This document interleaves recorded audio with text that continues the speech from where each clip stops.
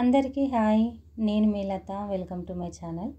ఈరోజు రైస్తో dessert recipe అయితే స్వీట్ రెసిపీ చేసి చూపించబోతున్నాను.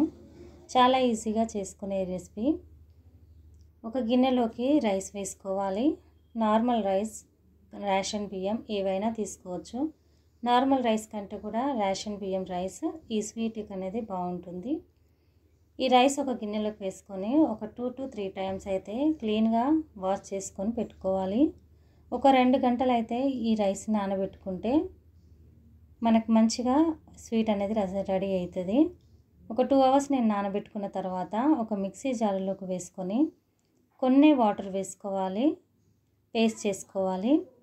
కానీ ఎక్కువగా మెత్తగా పట్టుకోకూడదు. పైనంగా వాటర్గా కనిపిస్తున్నా కూడా కింద పలుకులుగా ఉంది. నేను సగమే మంచిగా పేస్ట్ చేసుకున్నాను, పూర్తిగా పేస్ట్ చేయలేదు. ఇప్పుడు ఒక గిన్నెలోకి మిల్క్ వేసుకొని వేడి చేయాలి. వేడైనటువంటి మిల్క్లోకి మనం రైస్ అయితే మిక్సీ పట్టుకున్నటువంటిది ఇందులో వేసేసుకోవాలి. పూర్తిగా చూపిస్తున్నాను చూడండి. ఈ విధంగా పట్టుకున్నారంటే సరిపోతుంది. ఇప్పుడు ఈ రైస్ వేయగానే కలుపుతూ ఉండాలి, లేదంటే గట్టిగా అయిపోతుంది. వేడి మిల్క్లో మనం వేస్తున్నాం కాబట్టి గట్టిగా కాకుండా ఉండాలి అంటే కలుపుతూనే ఉండాలి. అడుగంటకుండా కలపడం వల్ల మనకు రైస్ బాగా ఉడికిపోతుంది. ఒక 10 మినిట్స్ ఉడికిన తర్వాత కొద్దిగా ఇలాచీ పౌడర్, షుగర్ అయితే టేస్ట్కి సరిపడంత వేసుకోండి.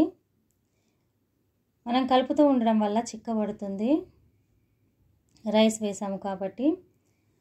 నేనైతే ఒక 20 మినిట్స్ అయితే బాగా మరిగించాను.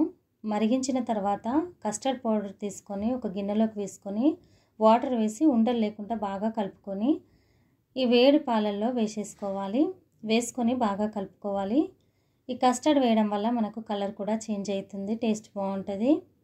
ఈ కస్టర్డ్ ఎక్కడ ఉండలు కట్టకుండా, రైస్ ఎక్కడ ఉండలు కట్టకుండా చూసుకొని బాగా కలుపుకున్నాము. ఒక 20 నిమిషాలు పట్టింది ఉడకడానికి. ఎంత స్మూత్గా ఉడికితే రైస్ అంత బాగుంటుంది ఈ రెసిపీ అనేది.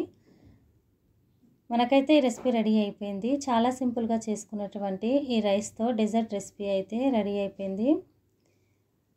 ఎవరైతే ఫస్ట్ టైం నా ఛానల్ చూస్తున్నారో సబ్స్క్రైబ్ చేయండి, లైక్ చేయండి.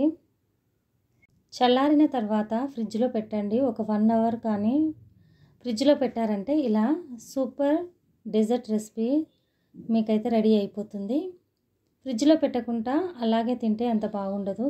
ఫ్రిడ్జ్లో పెట్టి తీసిన తర్వాత చూపిస్తున్నాను చూడండి. మంచి స్వీట్ రెసిపీ రెడీ అయింది. Thank you friends, thank you for watching.